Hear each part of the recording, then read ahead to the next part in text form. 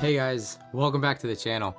And it's honestly really interesting to think about like what the meta really brings and what the, format can actually do.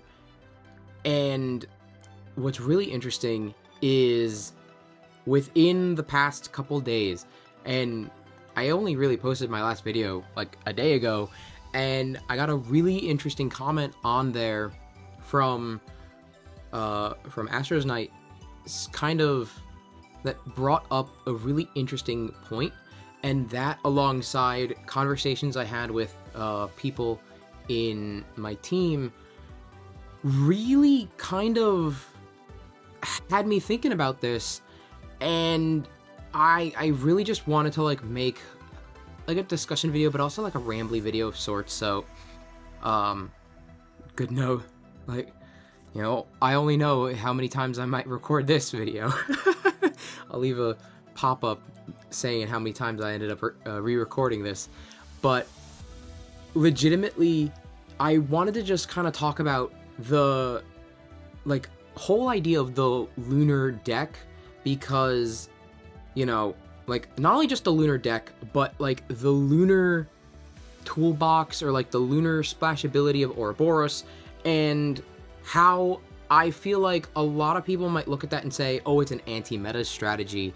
And I'm actually looking at that from, an outsider lens perspective, and I'm actually going to tell you that it's not. It might actually be what, the meta truly is. And until the 13th, when we have the second event, and then the ban list right after that, what are we going to see come after that? So, first things first, I do want to say thank you to Astros Night for giving me this comment that I honestly didn't really... like, it kind of sparked me to really want to make this second follow-up video, because of the fact that I honestly had no idea what what I really wanted to talk about. I actually didn't even plan to make this video at all, but honestly though, when it came to thinking about the meta, thinking about this past event, I really just thought, what am I going to really think about, with this next event? What am I going to play? And like one of my teammates really showed this off was the conversion rate. So I need to try and find this picture, and hopefully, post-production I can find this picture to put it up on the screen.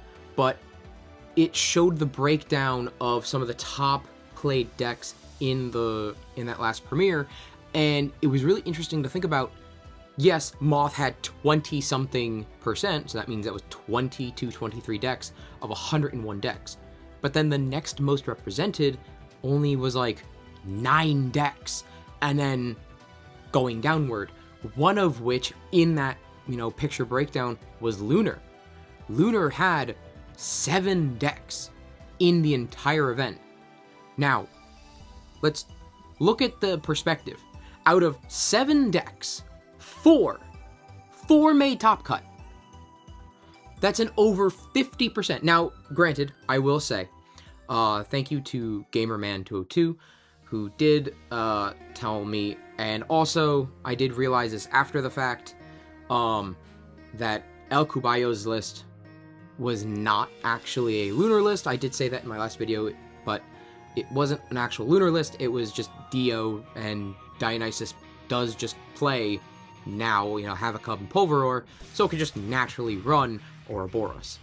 And I think my mistake on me calling it a Lunar list was the fact that it was playing Ouroboros, and so it's like, oh, if you can naturally run a decent amount of Lunar in your deck, and then you can naturally run a decent amount of Ouroboros to just, have it at being one of the best, cards in the format to just up and, you know, remove anything, counter anything, do whatever, I kind of felt like looking at the rest of everything, I kind of just lumped it together with all the rest of the Lunar stuff. But actual, like, what is considered Lunar in the event, 4 of 7 made top cut. And that's insane. That's an over 50% conversion rate for what that was. And now if you look at that, and like I said, like I had posted yesterday about, or yesterday, the day before, like what I had posted about, you know, the whole, like spiral format, and really looking at it, I'm actually not sure if Moth is spiral or if Lunar is spiral.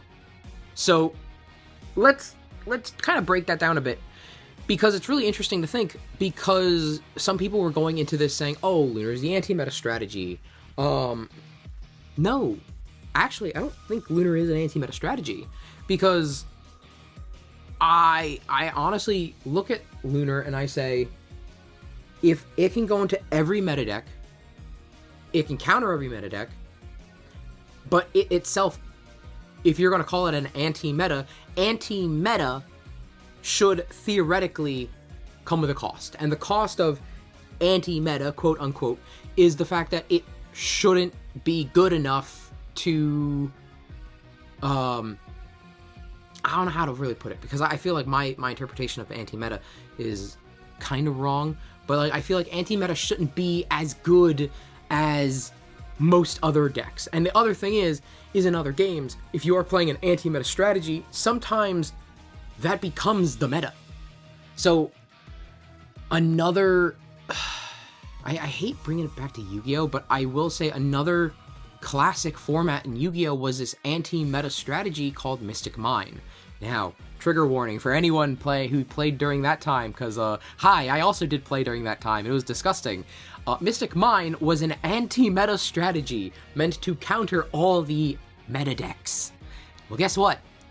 It itself became the only meta deck viable enough to play, because of the fact that it was like you either played the Mystic Mine or you suffered, because Mystic Mine was the only deck to play. Thank God it's banned now, but it honestly was such a oppressive deck, because it was an anti-meta strategy that became super oppressive by stopping your opponents from doing anything, from playing anything, from, you know, being able to just, you know, lock down the opponent from doing whatever they wanted. And now let's take a look at Lunar. Let's take a look at a lot of the Lunar cards played in the Lunar deck. You know, we have Ectoplasm and Hypnosm and Ectoplasm. Hypnosm Champ, on cast, search your deck for an Ectoplasm, add it to hand, and then when it dies, you can suppress and daze a card your opponent controls. As well as the Ectoplasm that says, when a Hypnosm dies, doesn't matter which Hypnosm, but let's be real, it's the only one that matters is the champ one. When it is destroyed in battle, I believe, or just when it, you know, is destroyed in general, you get to special cast out this Ectoplasm using 2 Lunar from the Underworld. So right there, it's free. Theoretically, it's free. So you get this, you know, crazy, that's not even that crazy, but it's like you get this statted 2-drop on the board that now says, when it's cast, you can expend 2 Lunar. So theoretically, if you had just paid this, you know, played it normally, you get to then pay 2 Lunar. So it almost pays for itself, but it doesn't, kind of sense, but it is weird. But then you just get to bounce a card your opponent controls that was suppressed. And here's the funny thing. It was already suppressed because of the fact that the Hypnosm suppressed it, because it died. So now, Hypnosm counters Phosphocell, because Phosphocell just says, hi, you can't bounce me. Hypnosm says, well, you're suppressed, so you don't have that ability anymore. And oh, it died. It doesn't need to suppress the thing that killed it.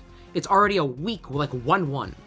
Or it's like a 1-1, a 2-1, I don't remember the exact stats. I'll pull it up so that, you know, I can show you guys the exact stats of the card. But essentially, what it does is it says, I'm going to fuel my own cast. I'm going to come on the board, search out the card, I'm going to then run myself into something, die, and then the bigger guy comes out. And then the big guy comes out and says, now you get to return to your hand. Meaning the whole Lunar deck is saying, Ouroboros, on cast, bounce something. Hypnosm, on cast, get the Ectopossum. Now guess what? Your only way to stop it was to stop the Ectopossum search. Now that it has the Ectopossum search, now you're done for. Because at any time, oh, you stop that attack? Okay, cool, that's fine. Guess what? Next turn you have the same attack. Or, now if you run into it, great. But now, even worse, is the fact that you just go, well, what if I just bounced it? Well, cast again, and now gets another Ectopossum search. I literally did that at Worlds. I legitimately did that at Worlds, not even thinking. Next thing you know, I destroy the... Actually, it wasn't even me. Yeah, I did. I did destroy the Hypnosm. Boom! 2 Ectopossums come out, and I'm just like, oh. And I'm pretty sure that even happened, whether it be on stream or one of the games. Like, someone was telling me that they had played one of these Lunar decks, and legitimately 3 Ectopossums come out in a single turn. Legitimately, you go... They went, alright, cool. Oh, this Hypnosm dies. 3 Ectopossums. How is that fair? How is that fair? It's not. It's not.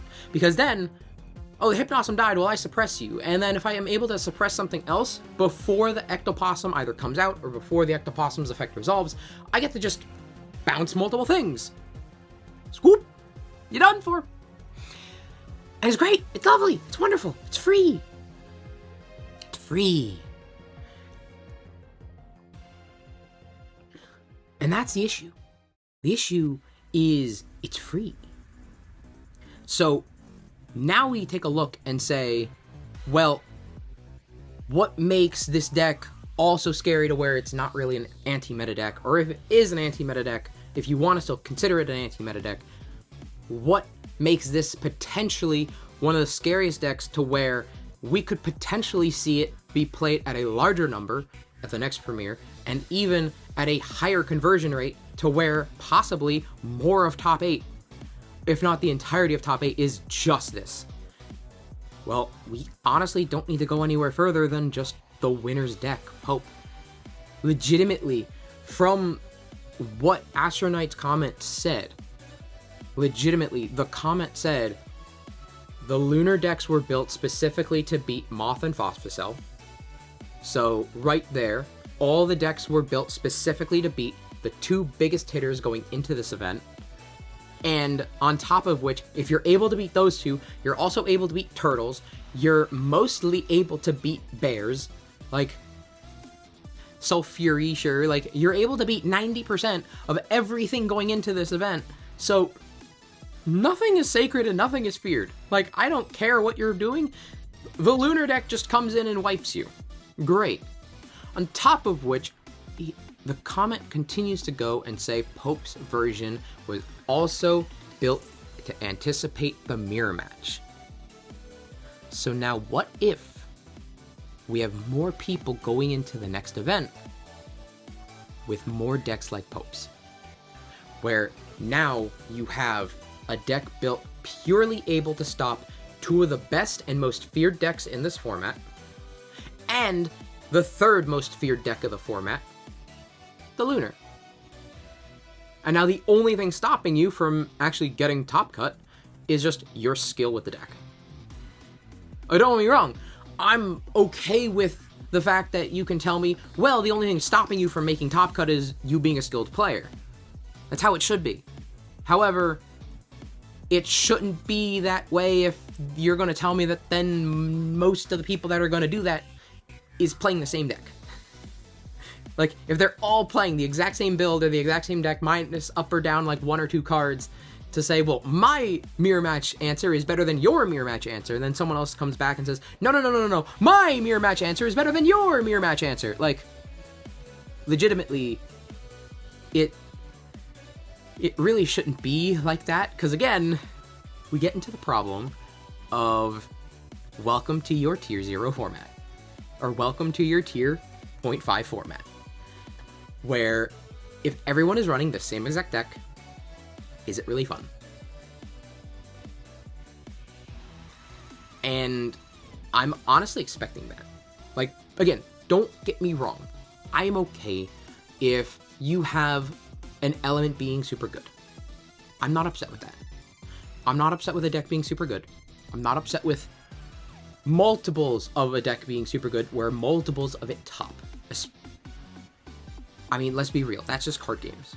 You know, I've lived through that in Yu-Gi-Oh! I've lived through that in Vanguard. I've lived through that in Grand Archive. Heck, I'm not even gonna lie. I did that in Grand Archive when it came to Sylvie and the Slime Sylvie. Sad thing is I was playing Slime Sylvie before she was considered good, and then everyone jumped on that bandwagon, and then it became the best deck in the room, or one of the best decks in the room. It's how I was able to qualify for Nationals, but then I quit the game before I was able to go to Nationals, so I didn't care. But the issue is the deck as a whole, Lunar as a whole, is a problem, and I think most people are either just realizing that now, or they're still being blind to it because they're looking at everything else and saying, well, everything else is still also a problem. And you know what? You're not wrong. Moth is still a problem. Phos is still a problem. Fire is still a problem.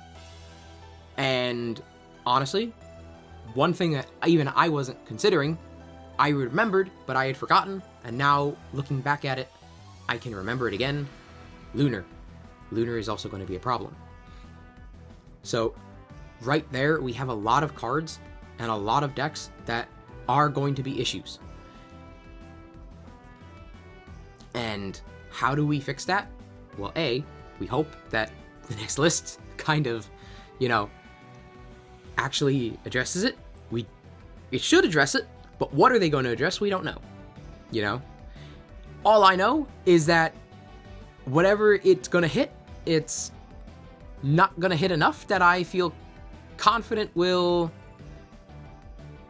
fully stop everything, because I feel like, you can't stop everything without, someone else either being upset or without, some other issue coming up because, oh, well, you stopped this, but then this wasn't answered because it wasn't as good.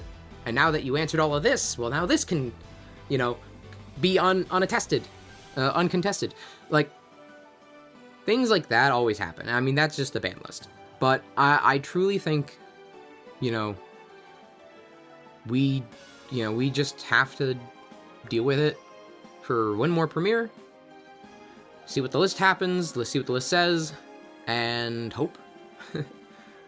Hope that whatever happens in this list is sufficient enough to kind of go through the rest of the format, and also hope to bring down the price of some of these cards, because $30 Ouroboros doesn't sound good, Like, I think the difference is when you were playing Lunar back during Moonrise, Full Moon felt very short printed. And honestly, it might have been short printed, I don't know. When I bought boxes during Moonrise, I didn't see any.